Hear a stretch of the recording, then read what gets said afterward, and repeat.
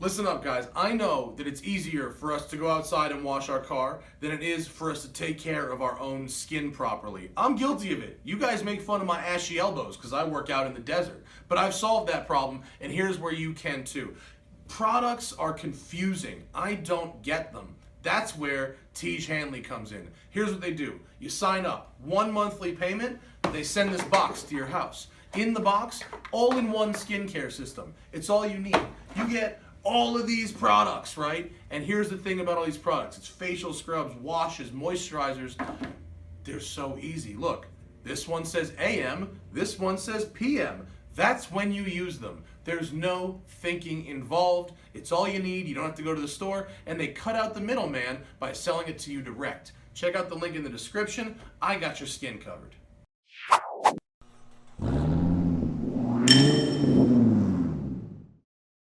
Hey guys, welcome to Malibu. A lot of excitement surrounding this car. This is the 2017 Honda Civic Hatchback Sport, which is notable because it has a turbocharged engine and a manual transmission. The first time Honda has offered such a combination in the US.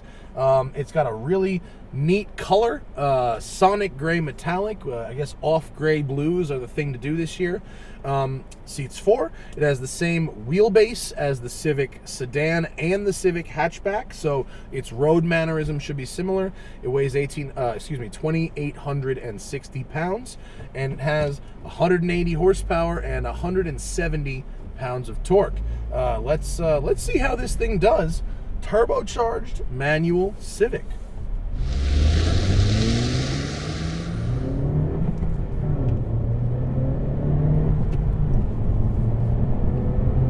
Okay, so first off, for $22,000 and change dollars out of the box, this is a pretty nice little package. This particular car, aside from color, has no options. So this is a base one.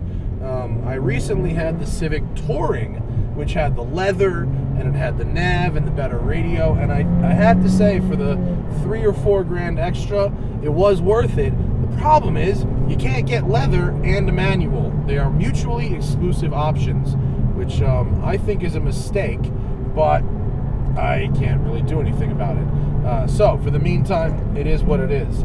The manual gearbox itself is, comes from a long line of great Honda shifter and pedal assemblies. The pedals are good as always, but the shifter is the first one of Honda's shifters in a while to not really impress me. It's direct, it's easy to find the gear, and it's light, but it just doesn't have the same slickness that I think I've gotten used to out of Hondas. I will say that it is easy. This is one of the easiest cars that I think a beginner could learn to drive manual on. If you wanted to buy a brand new car, your first manual car, there's a very, very easy car to drive stick on. In fact, I'm teaching my girlfriend Hannah to drive stick on this very car. Steering feel is good. Sharp steering. It is electric. It's very light. It's very direct. In fact, light is a theme that resounds throughout this whole car. 2,800 pounds is light. This car is about 150 pounds heavier than a Fiesta ST, but it's actually bigger in size than a Focus ST, which is 3,200 pounds. And I don't know why I mentioned the STs, I suppose because they're all turbo. It doesn't really have a lot of power. 180 horsepower for a car of this big. It's a momentum car. Once you get it going, you can carry a lot of speed through corners. The suspension setup is really good. It's soft, but still manages to get through a corner really nicely. It's got some like eco-y tires on it, but I feel like if you put real tires on this thing, it would handle really, really well right out of the box. Brakes are pretty good for a car at this price point. I've gotten them to fade a little bit after very hard driving, but that tells me that just a set of pads and fluid, if you care about going quick, should get the job done. As for the turbo engine itself, it's functional. It doesn't have that right now torque shove that the Ford turbos do. Its power band is similar to the Volkswagen's. It makes more of its power up top. It's tuned to feel more like an NA engine, but you can probably hear it in the video. It has a very heavy flywheel, and so it hangs revs. And it's not a tuning thing. It's definitely the flywheel, and I can tell because I feel it in the inertia of the car. When not only when I change gear, but when I go to coast in gear, as well as when I'm kind of creeping along in traffic.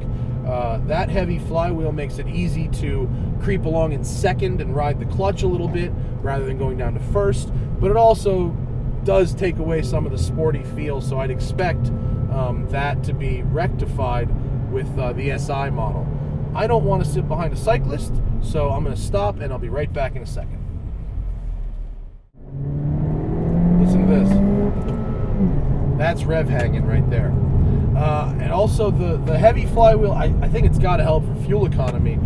This car is not as quick as the Fords or the Volkswagen GTI, but it is apparently capable of 40 miles per gallon on the highway. I've only driven it about 100 miles so far, mostly in the city, but I've gotten 22 miles per gallon in the city compared to about 16, which is what I get in my RS. So, I mean, you know, it's better, and I don't see why you couldn't hit 40 on the highway if you were reasonably light-footed. I have to drive this car heavy-footed. I have to use a lot of throttle a lot of time because it's not fast enough for me, but it's very light. It feels, I mean, in every corner you can just feel that it really doesn't weigh that much.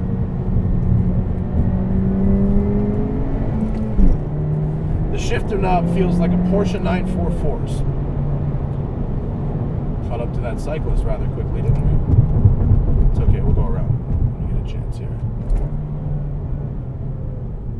See, what he's done here is he's moved to the middle of the road. He has the right to do that legally, but he's anticipating me being an asshole. So he's moving to the middle of the road specifically so I don't pass him in the blind corner.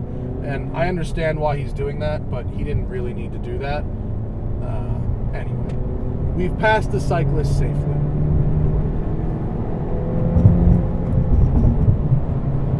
The ride quality is really good. I would say the NVH isn't great. The NVH on the Volkswagens and the Fords are better, but the ride quality is really nice. It's definitely tuned more for luxury than sport, although it is fun to huck through a corner. It handles the 405 well, and the expansion joints and all of that. You gotta really give it a boot when you go to downshift it though, because that heavy flywheel, the engine doesn't want to blip up very quick. That's pretty fun though. It's certainly not fun. I wonder what they're gonna be able to get with tunes on this car. I mean, maybe get some more power out of it. It does bother me that I can't get a manual with leather. Because the leather was really nice in the Touring, and this cloth is not great. That's the letdown of this car for me is the seats. The position's a little strange. The lumbar support is sort of non-existent. I really liked how it took that bump though. The seats really are the weak point of this car, but the leather ones were better. I hate to say it, but you can't get them, so I'll stop complaining. It is what it is. Whee! Well, if you want a car where you can drive with your foot to the floor a lot, you know, Hondas tend to take abuse really well, so you can romp on this thing, you know, with the best of them, and it's perfectly happy taking it, and it might even return decent fuel economy in the process. But it's got its fun moments. It's certainly not perfect. It's probably not what your idealized version of a turbocharged Civic is. I imagine that would be much closer to the Type R. This is clearly a fuel economy turbo and not really a power turbo, but it gets the job done, and it is leading us towards the upcoming SI and Type R variants, which I imagine will be dynamically very good. But as for now, I'm about to be at the end of this road. So I will send you off with this. For 22,000 bucks, you can have a car that feels very light on its feet. It seems like it's made pretty well, and is reasonably fun to drive, with more space than a Ford Focus, and the weight of a Ford Fiesta, which I think is pretty cool. Honda's doing light right. So thank you to Honda for the vehicle, and thank you guys for watching, and I'll see you later.